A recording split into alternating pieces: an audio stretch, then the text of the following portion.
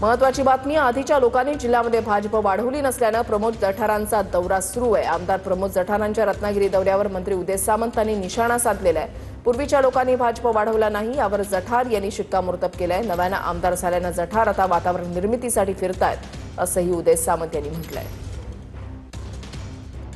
अरे बाळानो, माझं त्याच्याबद्दलचं असं म्हणणं आहे, मी ऐकलं त्याचं भाषण, तर मला देखील बाळानो म्हणूनच सांगायचं आहे। प्रमोद जठार साहेबांच्या वर भाजपाची एक सिस्टीम आहे। त्याच्यामध्ये रवींद्र चव्हाण साहेब आहेत, चंद्रशेखर बावनकुळे साहेब आहेत, राज्याचे मुख्यमंत्री आहेत। त्याच्यामुळे मला वाटलं 100% शिवसेना करायची आहेत। माझ्यावर एकनाथ शिंदे साहेब आहेत।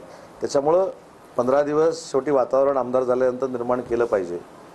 त्याच्यामुळे जठार साहेब जोरदार फिरतायत, त्यांना माझ्या शुभेच्छा आहेत। शेवटी प्रत्येकाला असं वाटत असतं की पूर्वी जर संघटना कोणाकडनं वाढली नसेल, पूर्वीच्या लोकांकडनं, तर मी आता जास्त वाढवू शकतो अशी एक अपेक्षा असते ना।